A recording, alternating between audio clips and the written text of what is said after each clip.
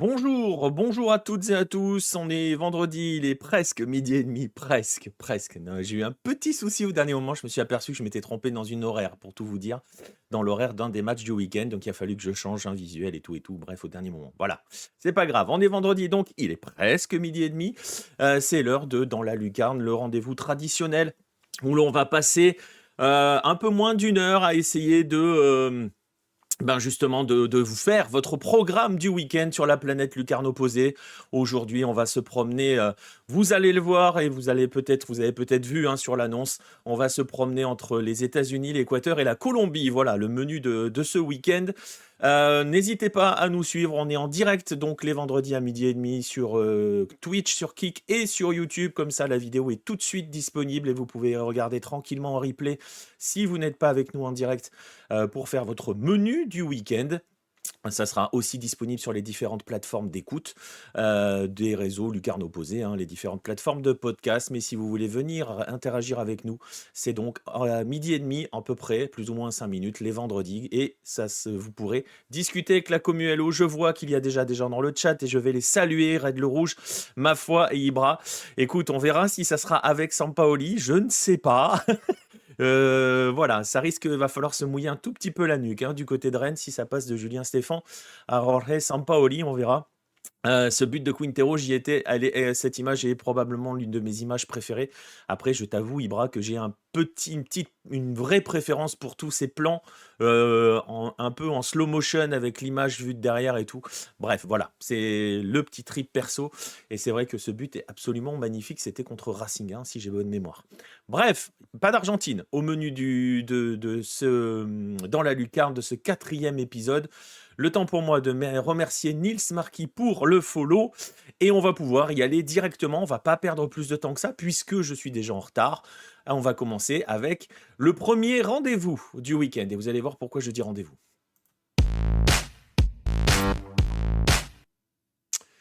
Premier rendez-vous et merci à Elsie aussi pour le follow. Premier rendez-vous du week-end et non pas premier match parce qu'on va évidemment forcément parler de cette soirée MLS qui nous attend exactement. Messi, ah oui forcément, cette soirée MLS qui nous attend, qui va démarrer la nuit prochaine. Dans la nuit donc de vendredi à samedi à 4h30 du matin, je vais y revenir dans un instant. Mais évidemment, ce sont ces matchs 3, ces fameux matchs 3 des playoffs MLS qui vont animer le week-end américain. Match 3, je vais quand même le rappeler au cas où, pour ceux qui ne sont pas encore tout à fait dans le truc et qui ne savent pas, tout simplement. Match 3 parce que on est donc en playoff, on est au premier tour des playoffs. Ça pourrait être en gros l'équivalent des quarts de finale hein, ou de conférence pour être précis, les huitièmes de finale si on met les deux ensemble. Bon, on va l'appeler ça comme ça. Et donc on joue le titre. Et oui, on va rappeler à Gianni Infantino que l'Inter Miami n'est toujours pas champion MLS, peut-être, mais peut-être pas. Et on va voir pourquoi dans un instant. Et donc ce premier tour se joue au meilleur des 3 matchs. Pas d'aller-retour, non, au meilleur des 3 matchs. Les scores importent peu, même importent pas du tout, sauf savoir qui gagne. Et je le rappelle, dernier petit point de classe, de règlement, pardon. À l'issue du match des 90 minutes, s'il y a match nul, on va directement à la loterie, au tir au but. Bref, 4 équipes se sont déjà qualifiées. Je vais quand même vous montrer le tableau des playoffs, histoire de planter véritablement le décor. 4 équipes se sont déjà qualifiées. On connaît même déjà une affiche des demi-finales de conférence, puisque vous le voyez, le Galaxy s'est qualifié sans problème en deux matchs donc, face à Colorado Rapids, 2 victoires, 5-0 et 4-1. Minnesota United, c'est l'une des surprises, a sorti le Real Salt Lake avec 2 séances de tir au but, 2 séances de tir au but aussi, mais on va dire une hiérarchie respectée entre les Sounders et Houston, qui attendent donc leur futur adversaire, on va y revenir. Ça, c'est pour la conférence Ouest, et du côté de l'Est, il n'y a qu'une seule équipe qui s'est qualifiée en 2 matchs, et c'est la grande sensation de ce premier tour des playoffs. Il y a toujours des grandes sensations dans les playoffs, MLS, et même dans les liguillas mexicaines. Hein. À chaque fois qu'il y a des playoffs, il y a toujours des surprises. De toute façon, La première grande sensation de ces playoffs, ce sont donc les New York Red Bulls qui ont sorti Columbus en 2 matchs. En 2 matchs, tout simplement. Victoire à Columbus et victoire au tir au but lors du match 2. Et donc, attend de savoir quel sera son adversaire. Et donc, vous le voyez, pour les 3 autres matchs, eh bien, il va y avoir un énorme suspense. Je salue quand même Nostromo qui est arrivé. Je vais te donner l'horaire du match dans un instant, Ibra. Le Galaxy n'a pas fait de détails. Reste à savoir comment Minnesota va tenir le coup. Oui, c'est peut-être l'une des affiches qui s'annoncent les plus déséquilibrées, mais on va voir que la notion de déséquilibre en playoff, voilà. Voilà. Puisque justement, vous voyez par exemple qu'en notion de déséquilibre, les Red Bulls ont sorti Columbus qui était juste le champion en titre. Il n'y a donc pas de champion en titre encore engagé. Il n'y aura donc surtout pas de ce que l'on appelle là-bas le back-to-back, en fait, de conserver son titre. Ce n'est plus arrivé depuis Houston, qui l'avait fait en 2006 et 2007.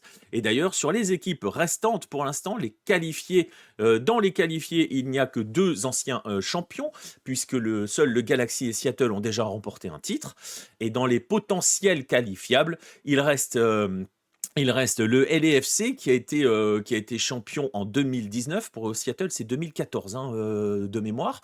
Non, c'est pour 2014 peut-être. Non, 2019 pour les Sanders. 2014, c'est le Galaxy. Voilà, on va y arriver.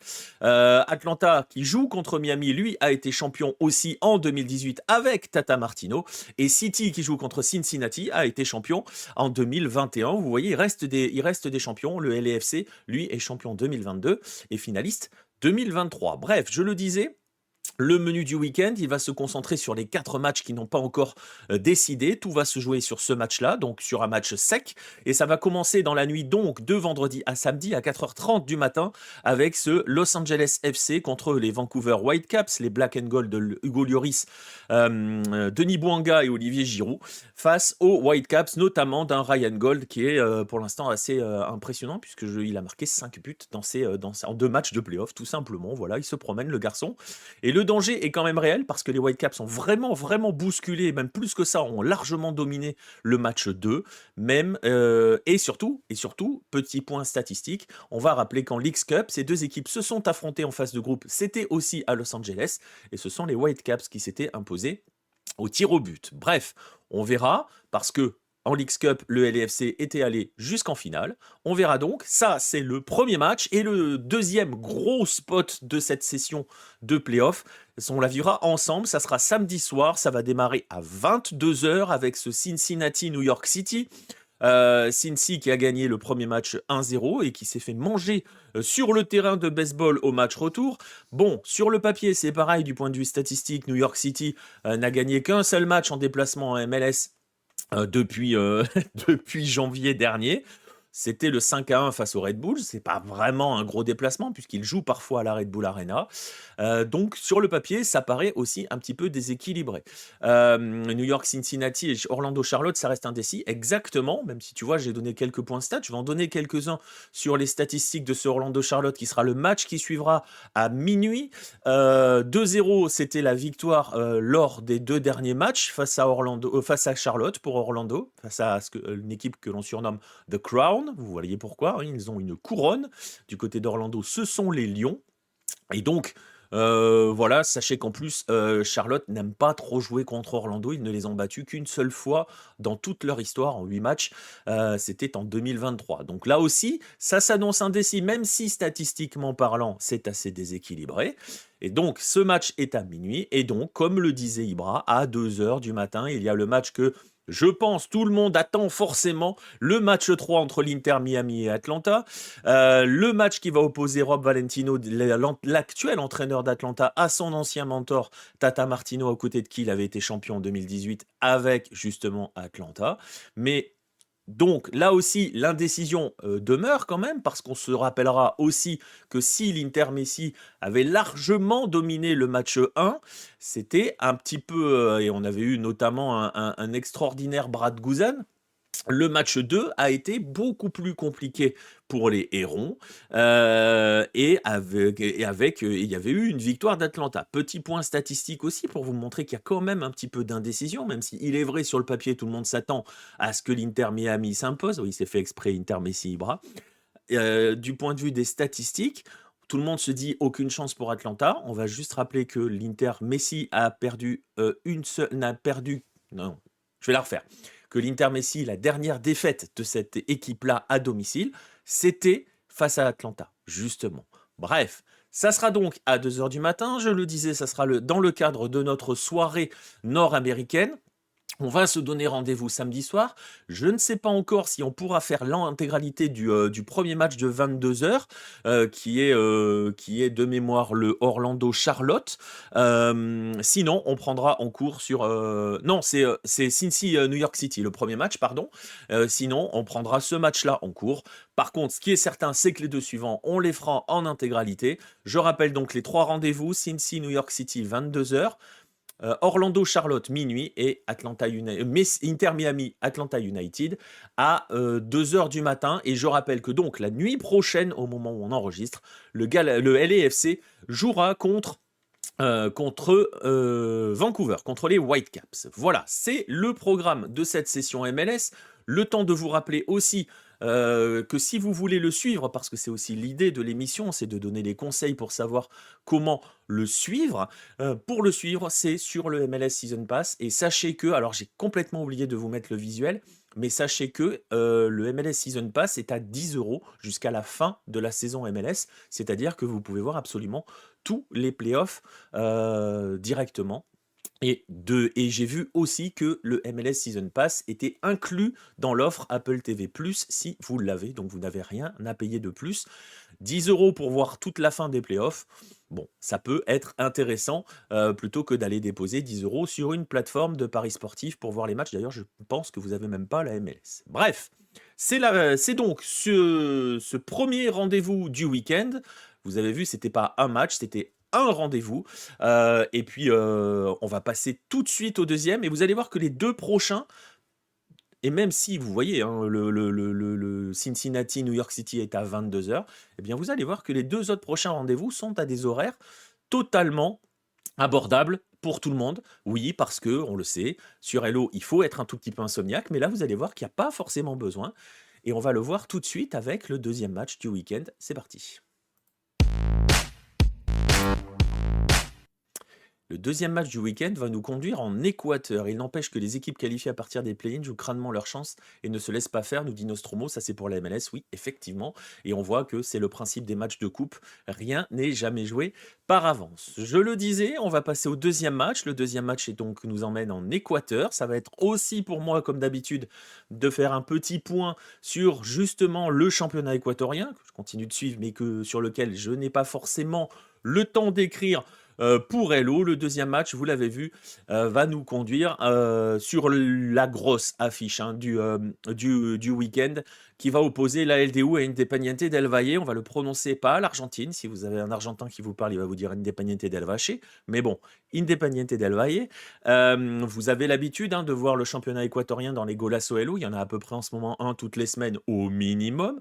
Donc, histoire de bien vous initier et de bien vous permettre de plonger dans ce championnat-là, et ben voilà, rien de tel que ce LDU Independiente del Valle, c'est tout simplement le match qui va décider du titre. C'était la finale du championnat l'année dernière, en 2023. La LDU s'était imposée.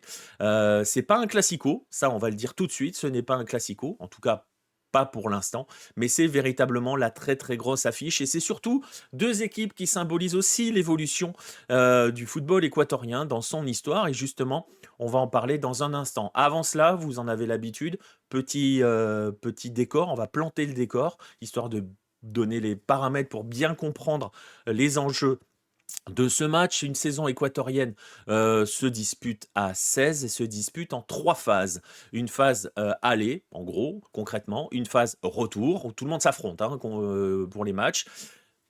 Ça s'appelle Primera Etapa et Segunda Etapa. Vous avez peut-être entendu parler pour d'autres championnats d'Apertura et Clausura. Bon voilà, là c'est première étape, seconde étape. Nous avons un champion par phase, un pour l'aller, un pour le retour. S'ils sont différents, ils s'affrontent lors d'une 3e phase qui est tout simplement une finale en match aller-retour. Sachez que quand même, chaque vainqueur de chaque étape, on va dire, se qualifie pour la prochaine Libertadores. Et donc, je vous disais, il y aura une finale aller-retour sur chaque vainqueur. pour planter un petit peu le décor un petit peu plus sur ce match-là. La Primera Etapa a été remportée par Independiente del Valle.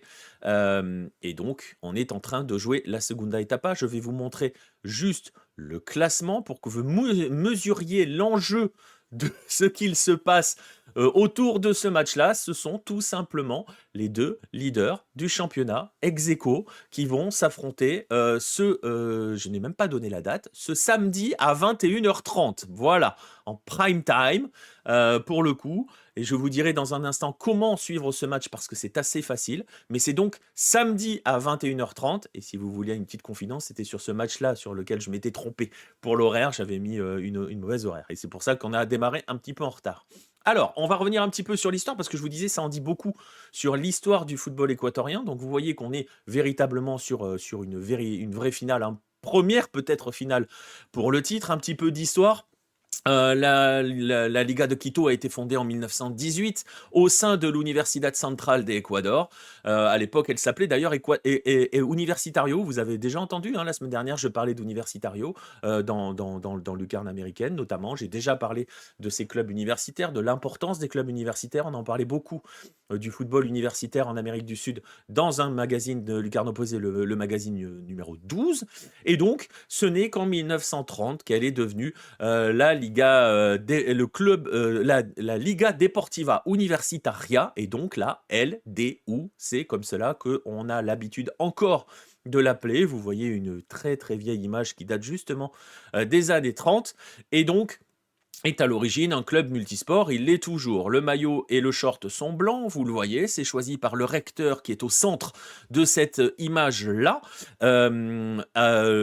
Pourquoi en blanc? Parce que c'est tout simplement un rappel à la faculté de médecine au sein de l'université. Le logo prend les couleurs bleu et rouge, qui sont tout simplement les couleurs de la ville de Quito. Vous pouvez d'ailleurs, si vous vous souvenez du Deportivo Quito, y jouer aussi en bleu et rouge. Et pour un petit point général, le club est quatrième au palmarès national. Le club est quatrième au palmarès national. Ce n'est pas le club le plus titré en Équateur. La LDU a 12 titres. Ils sont à une longueur d'El Nacional, qui est l'un des grands clubs équatoriens, et à 2 d'Emelec et à 4 de Barcelona, les 2 clubs de Guayaquil étant les 2 clubs les plus titrés de la ville. Sachez quand même que ce géant est descendu 3 fois, a quitté l'élite à 3 reprises, en 72, en 79 et en 2000. Mais forcément, si vous connaissez la LDU, c'est parce que la LDU a été champion de la Libertadores. C'était en 2008 et c'était face à Fluminense. Ça a été le premier club équatorien à décrocher une compétition continentale majeure, la Copa Libertadores 2008. Ils ont remis ça en 2009 en Sudamericana, toujours face à Fluminense. Et ensuite, ils ont aussi tout simplement remporté la dernière Copa Sudamericana. C'était l'année dernière face à Fortaleza. Et il n'y a qu'un club équatorien dans toute l'histoire qui a réussi à faire pareil, à décrocher des titres continentaux. C'est celui qui l'a précédé au palmarès de la Sudamericana. C'est le vainqueur 2022. Je vais en parler tout de suite. C'est forcément Independiente del Valle. Alors, Independiente del Valle, vous en avez forcément entendu parler à partir de 2016, quand le club a renversé River, a renversé Boca pour aller en finale de la Copa Libertadores face à l'Atlético Nacional. Alors, on ne savait pas encore, mais à ce moment-là, on venait d'entrer tout simplement dans une nouvelle ère. Le club à l'origine s'appelait Independiente José Terán, avait les couleurs rouges, en hommage aussi à Independiente, le club argentin. Et son histoire a changé quand, en 2007, un homme nommé Michel Deller l'a racheté. Michel Deller, c'est tout simplement des propriétaires des franchises KFC en Équateur. Et lui a décidé de tout changer pour reprendre ce club qui naviguait en 3e division. Et lui a décidé donc d'appliquer une structure à l'européenne et de tourner le club vers la formation. L'idée, elle est simple, ne pas investir de l'argent dans des seconds marchés, entre guillemets, des seconds couteaux qui évoluent sur le continent, des joueurs étrangers, mais donc mettre tout cet argent-là sur la formation des jeunes. Il va construire un centre de formation, il va investir jusqu'à 30% du budget pour justement le scouting, le maillage territorial, la formation des jeunes, l'école de foot. Et puis, il fait reposer son modèle économique sur la vente des jeunes. Et bien, ça marche tout simplement.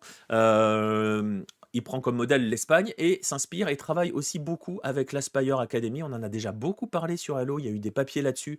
Donc je vous invite à aller voir ça sur Hello. Donc on va mettre en place un système de formation à l'espagnol et basé aussi sur l'Aspire Academy. Et ça fonctionne. Eh ben, ça fonctionne de fou. Le club accède à la première division en 2010. Et depuis 2010, il est d'ailleurs vice-champion en 2013 et depuis 2010, il a participé à 10 Copa Libertadores. Il a joué et il a remporté 2 Copa Sudamericana, la dernière, donc, je le disais il y a un instant, en 2022. La première, c'était en 2019 face à Colón. En 2017, le club a créé une filiale qui s'appelle Independiente Juniors, qui évolue en 3e division, mais qui est montée tout de suite, qui a même joué le titre de 2e division, mais qui n'a pas le droit de monter. Hein. C'est un petit peu comme le modèle espagnol, toujours comme le modèle espagnol. Donc, eux, ils ont remporté la Sudamericana à 2 reprises, je le disais. Pendant ce temps-là, les jeunes, les U20, parce que chez les jeunes, ils ravagent tout, les U20 remportent la Libertadores de leur catégorie en battant River Plate en finale. Je vais juste quand même vous citer quelques noms qui sont présents dans cette équipe championne en 2020. Vous allez voir à quel point c'est quelque chose. William Pacho, Piero Hincapié, Moisés Caicedo. Voilà, je vous donne 3 noms de cette équipe championne en 2020. Ça vous permet de mesurer l'impact et l'importance de cette équipe-là.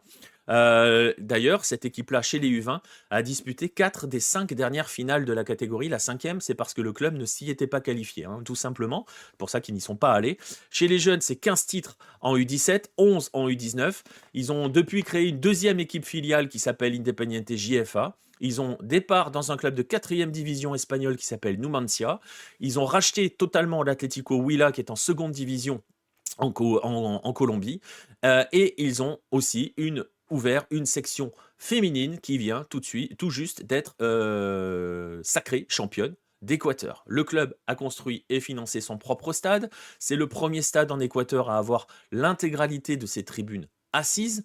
Voilà, vous le voyez, c'est le club qui a fait entrer le football équatorien dans une nouvelle ère. Beaucoup s'en inspirent depuis au pays.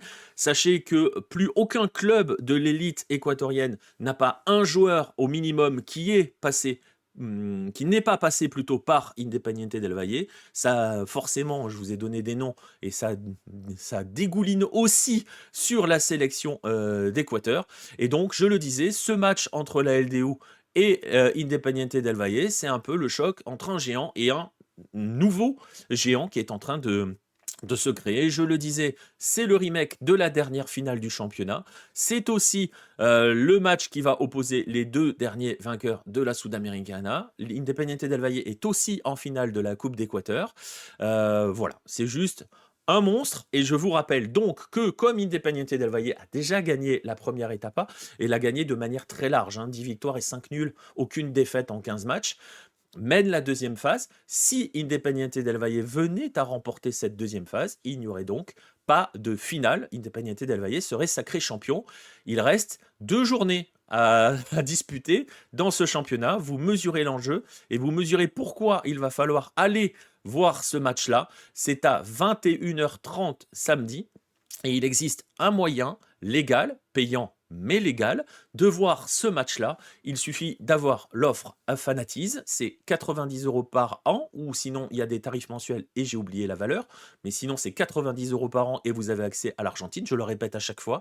Mais si vous utilisez un VPN et il y a des extensions gratuites qui vous permettent notamment de vous déplacer jusqu'aux États-Unis, eh bien vous aurez accès à ce match samedi à 21h30. C'est aussi un bon moyen pour vous de découvrir le football équatorien. Et pourquoi pas aussi, en attendant la soirée MLS, de se faire un petit peu plaisir. J'ai pas salué Nostromo qui est retourné bosser. Bon travail à toi, bon après-midi et à très vite. Et donc, on vient de faire ce 2e match, on vient de planter le décor de ce 2e match, samedi à 21h30, donc juste avant la soirée MLS. On va passer au dernier match de notre session du jour, de notre 4e épisode de Dans la Lucarne. On était en Équateur, on va aller juste chez le voisin. Le dernier match va nous amener, vous venez de le voir, en Colombie. C'est la dernière étape donc de notre week-end de foot. Et il y a quelques semaines, on était sur le 337e, Classico Capitalino. Là, on va tout simplement se faire le 336e Classico Paisa. Le Classico Paisa, c'est donc le Classico, on pourrait le dire à la franco-anglaise, le derby de Medellín entre l'Atlético Nacional et Independiente et le Deportivo Independiente Medellín, les deux grands clubs de la ville. On avait déjà fait un petit peu le point il y a quelques semaines sur le championnat colombien et c'est toujours dans l'idée de planter le décor. Avant de planter le décor, l'horaire, que je vous la donne. Lundi à 22h10, là aussi, extrêmement accessible. Bon, on sera peut-être en plein lucarne américaine, mais il faudra faire du double screen. Mais voilà, vous voyez que le match est facile à suivre. Et je suis pas sûr à 100%, je vais le dire tout de suite, probablement Fanatis, sinon ça sera sur des plateformes de streaming, mais à un moment c'était sur Fanatis, j'ai peur que ça ne le soit plus, à vérifier. Bref, on avait fait un point il y a quelques semaines sur le championnat colombien, et bien on va quand même le refaire parce que forcément les matchs se sont disputés depuis. J'espère que vous arrivez à lire ce classement. Je rappelle quand même que le championnat se joue à 20, qu'il y a 2 phases où on dispute dans chaque phase 19 journées. Vous le voyez, on en a disputé déjà 17, sauf pour Independiente Santa Fe et Once Caldas, mais bon, 17. Donc vous voyez qu'on arrive au terme bientôt de la phase régulière. Si vous voyez ce classement, à l'issue de ces 19 journées, les 8 premiers se qualifient pour les quadrangulares, un tournoi quadrangulaire dans lequel ils sont répartis en 2 groupes de 4, dont seul le vainqueur se qualifie pour la finale qui se joue en aller-retour. On est dans le Torneo Finalización, le 2e tournoi de l'année. Donc, vous le voyez, nos protagonistes jouent une place pour les fameux quadrangulares. Et vous le voyez, après 17 journées, l'Atlético Nacional est quand même bien parti pour se qualifier, puisqu'ils sont actuellement 4e. Alors que du côté d'Independiente Medellín, c'est la 10e place, à 2 points du top 8, à 2 points de ce tournoi quadrangulaire. Et attention parce qu'il remonte, l'Independiente Medellín d'Alejandro Restrepo, puisqu'il reste sur 3 victoires consécutives. Voilà donc un petit peu pour l'enjeu sportif de ce match. Et forcément, on va faire un petit peu d'histoire entre ces deux équipes, parce que je le disais, 337e Classico Paisa. Paisa, hein, c'est le nom que l'on donne aux habitants de la région. Hein, si vous vous demandez pourquoi on appelle ça le Classico Paisa. Le plus ancien des deux clubs, c'est Independiente Medellín, qui a été fondé le 14 novembre 1913. Presque. Enfin, presque. Non, pas tout à fait. Vous allez voir. Ils arrivent le 14 novembre 1913. Il y a un club qui s'appelle Medellín Football Club qui est créé pour affronter un autre club local. Un club qui s'appelle le Sporting et qui a été majoritairement créé par des immigrés suisses et belges. Et un peu moins d'un an plus tard, le 15 avril de 1914, l'acte de fondation est officialisé. Le club joue ce premier match contre le Sporting, se prend un 11-0. On pense qu'il va mourir, mais en fait, comme les clubs partagent son terrain avec le Sporting, ils finissent par être ensemble. Le club décroche ses premiers succès à la fin des années 10 et au début des années 20. Il sert carrément de base pour représenter la région Antioquia lors des Olympiades de Cali, et il est à ce moment-là considéré comme étant le meilleur club de Medellín, dans les années 30 notamment. Donc ça continue un petit peu. Il prend part à la première division professionnelle dont on avait parlé lors du Classico Capitalino, puisqu'elle est remportée en 1948 par Independiente Santa Fe. D'ailleurs, pour l'anecdote, ils ont perdu leur premier match de l'histoire professionnelle, l'Independiente Medellín, 4-0 contre l'América de Cali. Pendant l'ère du Dorado, dont on a parlé aussi la dernière fois lors du Classico Capitalino pour Millonarios, hein, notamment avec l'arrivée de Di Stefano, du côté d'Independiente Medellín, ce sont surtout des joueurs péruviens qui viennent, mais le club va quand même souffrir à la fin des années 50 avec plusieurs crises économiques qui font que même déjà au début des années 50, il suspend son activité, il ne participe pas aux saisons 52-53, mais bon, il finit par revenir et il revient en 54 avec ce nouveau nom, Deportivo Independiente Medellín. Il décroche son premier titre professionnel en 1955, le conserve en 1957 et donc, je le disais, en 58 n'est pas là parce qu'il fait à nouveau l'impasse sur le championnat, à nouveau traversé par des problèmes économiques. Alors le club participe à la Libertadores en 1967, il joue Racing et River, mais bon, voilà. Et tombe un petit peu enfin voilà, un peu plus de mal, notamment, même si il est connu pour recruter quand même quelques joueurs plutôt talentueux. On peut parler de Leonel Alvarez ou Hernan Dario Gomez dans les années 80. Ça va parler à tous les amoureux de football colombien, ces noms-là. Carlos Valderrama, dans les années 90, joue à l'Independiente Medellín. Mais le club attend quand même 45 ans pour décrocher un autre titre. C'était en 2002. Va vivre parfois des grands moments de solitude, notamment en 1993, quand il pense être champion. Parce qu'il vient de s'imposer justement face à l'Atlético Nacional, sauf que dans le même temps, Junior, avec qui il était à la lutte, s'impose dans la dernière seconde face à l'América de Cali et lui chip le titre. Ça rappellera des choses aux supporters de l'OM dans la lutte avec Bordeaux en 99. La bise à vous. Bref, tout ça pour dire que donc en 2002, le DIM met fin à 45 ans de disette et a depuis décroché 3 autres titres. Le dernier en 2016. Le club est 7e à l'échelon national en termes de palmarès. Il est très très loin, très très loin forcément, du grand rival et qui lui aussi a connu une très très belle année en 2016, l'Atlético Nacional. L'Atlético Nacional, lui, a été fondé en 1936 sous le nom d'Union Football Club par un groupe de jeunes de Medellín. Il évolue en D2 jusqu'en 1941, se retrouve en première division de la région en 1942.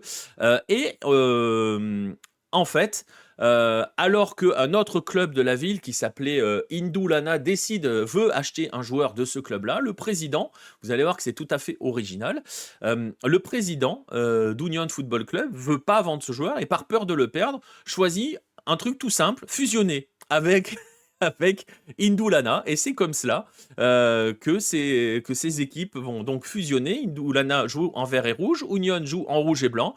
On discute donc on fusionne les deux 4 ans plus tard, et donc ce club devient Atlético Municipal de Medellín et s'appuie donc sur des joueurs de l'Union. L'année suivante, il intègre lui aussi le premier championnat professionnel du pays, termine 6e juste devant le DIM d'ailleurs.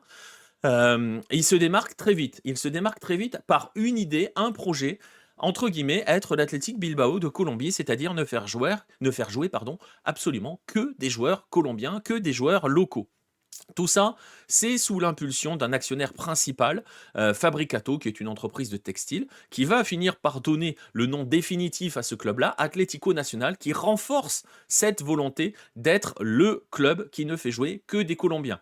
Il va y avoir des périodes où ça va être un peu plus compliqué, au milieu des années 50, justement lorsque un entraîneur du club dit que non, pour être compétitif, les enfants, il va falloir des joueurs étrangers. Je rappelle que début des années 50, c'est l'époque du Dorado, donc à l'époque où les autres vont chercher des grands Argentins notamment, ou d'autres grands représentants d'autres pays du Sud. Mais finalement, et donc le club cède et le club est champion en 1954. Mais l'année suivante, le club est aux portes de la disparition et il va être sauvé tout simplement par le DIM, qui va le soutenir financièrement pour pas que le club coule, tout simplement. Et toutes ces politiques, tous ces éléments de crise économique, vous voyez que le DIM va en être frappé aussi après, que l'Atlético Nacional est pas loin de disparaître, on décide dès 1958 de revenir au projet originel, faire de l'Atlético Nacional le club des Colombiens. Donc, ils vont quand même avoir un petit peu de mal. Ils vont réussir quand même à former une équipe, à recruter quelques joueurs. Au final, ils vont même recruter des joueurs du DIM qui est en pause à ce moment-là. Ils vont les faire jouer. D'ailleurs, à ce moment-là, il y a des gens qui parlent d'Independiente Nacional pour vous montrer à quel point la proximité entre les deux clubs est proche. Mais bon, les années 60 sont compliquées. Les années 70 sont un petit peu mieux avec l'arrivée d'Osvaldo Zubeldia, qui avait été le grand artisan des titres d'Estudiantes fin des années 60, début des années 70. Et puis, il faut surtout attendre la première grande époque de l'Atlético Nacional. Et la première grande époque de l'Atlético Nacional, correspond avec l'arrivée de cet homme-là, Pacho Maturana, et le fameux projet Criollo. On revient toujours à cette idée, le projet Criollo de réutiliser les meilleurs joueurs colombiens. Le club redevient le club des Colombiens. Maturana, avec ce projet-là, va porter la Colombie jusqu'à 1994. Je vous invite à relire quelques papiers. Pierre avait écrit dans un magazine justement à ce sujet-là pour parler de ce projet Criollo. Les Puros Criollo, qui va durer à peu près, ce projet va durer jusqu'à 2004, hein, à peu près, hein, pour l'Atlético Nacional. Et donc ça se matérialise, et le point d'orgue de tout cela, c'est évidemment cette finale de Libertadores remportée en 1989 face à Olimpia. Premier titre d'un club colombien dans l'histoire de la Libertadores. Et il n'y aura que l'Once Caldas qui arrivera à venir ajouter son nom. Et vous le savez donc, en 2016, l'Atlético Nacional remettra ça pour décrocher sa deuxième Libertadores. D'ailleurs, à cette époque-là, donc en 89, le club décroche sa première Libertadores.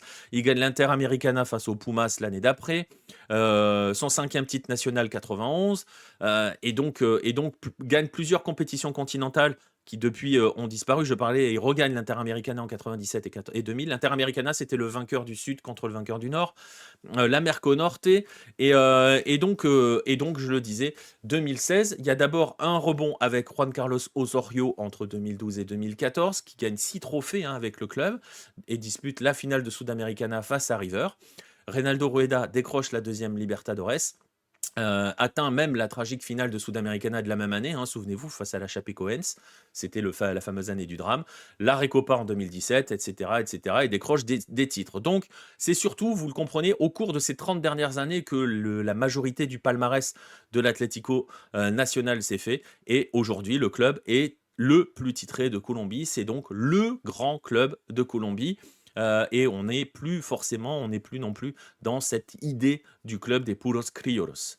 Bref, notre classico dans tout ça, vous le comprenez, il n'y a pas d'histoire de lutte des classes, parce que c'est pas le cas. Il y a juste une histoire d'identité, il y a un mélange quand même, vous le voyez, il y a une tradition pour les uns comme pour les autres, pour les uns notamment de jouer sur des 100% colombiens, même si c'est plus vraiment le cas. Il y a un peu de titres, il y a un peu de grandeur proclamée, mais il y a quand même parfois aussi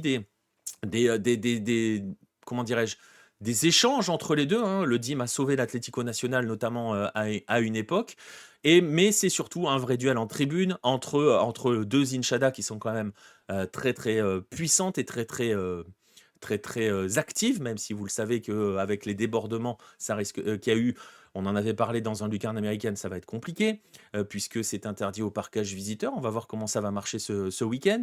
Mais surtout, on va en profiter, parce que c'est vrai que dès qu'on parle de football colombien, on va forcément nous parler de Narcos.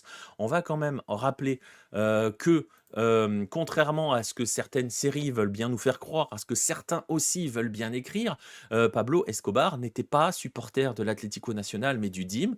Et j'en profite une fois de plus pour rappeler que cette fameuse photo que l'on trouve sur certains sites de foot, hein, même parfois des sites, enfin des grands médias comme des médias indépendants, cette photo d'Escobar avec la Libertadores est fausse. Il n'était pas là, et si vous connaissez un petit peu le trophée de la Copa Libertadores, vous savez qu'il ne peut pas la tenir comme ça, et qu'il y a un tout petit problème de proportion sur ce trophée. Donc Pablo Escobar était supporter d'Independiente Medellín. D'ailleurs, sachez que c'est en marge d'un match entre le DIM et l'América de Cali en 89 qu'il avait donné l'ordre d'exécution de l'arbitre de Alvaro Ortega, qui avait été rendu, enfin à ses yeux, hein, coupable d'avoir injustement annulé un but pour les siens, le DIM, donc, et c'était ce meurtre-là qui avait conduit à l'arrêt du championnat à ce moment-là. Bref, indépendamment de cela, je le disais, ça va être un vrai duel, mais il est important quand même de recadrer quelques trucs, parce que c'est vrai que certaines séries font passer des choses un peu étranges. Le premier, il va être donc deux duels entre deux belles hinchadas, deux grands clubs de Medellín. Le premier s'est déroulé en 48, a été remporté par le DIM. L'Atlético Nacional a gagné le premier 6 ans plus tard, lors du 10e de l'histoire. On en a donc depuis disputé 336. Sachez que la balance penche très largement en faveur de l'Atlético Nacional, qui mène 135 victoires à 96. Et sachez aussi que le DIM n'a plus gagné le moindre classico depuis 6 matchs. C'était le dernier, donc en mai 2022. Le rendez-vous, lundi 22h10, pour cette rencontre entre l'Atlético Nacional et Independiente Medellín. Je le disais, pour le suivre, il faudra vérifier si c'est possible du côté de Fanatis. C'est pas forcément toujours possible. On m'a fait remonter que ça marchait pas forcément la Colombie. Sinon, ça sera forcément sur les plateformes de streaming un petit peu moins légal. Bref, je vous rappelle donc les 3 rendez-vous. La MLS qui démarre la nuit prochaine à 4h30 et avec laquelle on sera en direct samedi soir, peut-être à partir de 22h, voire plus. 21h30 samedi, LDU Independiente del Valle. Franchement, si vous voulez découvrir le foot équatorien, c'est l'un des meilleurs moyens de le faire puisque c'est la grosse affiche. Et donc, lundi 22h10, en plein lucarne américaine, mais vous serez excusé si vous faites du double écran, Atlético Nacional Independiente Medellín. Voilà, on arrive au bout de cette émission. Je vous rappelle donc le rendez-vous, ça sera demain. Vérifiez quand même, je vous donnerai sur les réseaux sociaux les horaires exacts pour voir si on démarre à 22h ou si on arrive en cours de Cincinnati, New York City. Ce qui est certain, je le disais tout à l'heure, Orlando, Charlotte et Inter Miami, Atlanta, on les fera en intégralité. Je vous invite à nous suivre donc sur ces différents réseaux sociaux. N'hésitez pas à nous suivre aussi sur ces différentes plateformes de LOTV, que ça soit Twitch, que ça soit Kick ou que ce soit YouTube. Les lives sont sur ces 3 plateformes-là. L'émission Lucarne américaine n'est que sur 2 d'entre elles. Dans la Lucarne, c'est sur les 3 parce que ça vous permet de la voir directement en replay sur YouTube dans la foulée. En même temps que sur les plateformes de podcast sur lesquelles ça va arriver. Je vais vous laisser là donc pour cette 4e épisode de la Planète Hello, pour ce programme qui vous a été donné pour votre week-end foot. Je vous donne rendez-vous demain, peut-être à partir de 22h, vous l'avez compris, ou un petit peu après. D'ici là, bon match, bon week-end, bon match au pluriel, et notamment sur la Planète Hello. Salut à tous.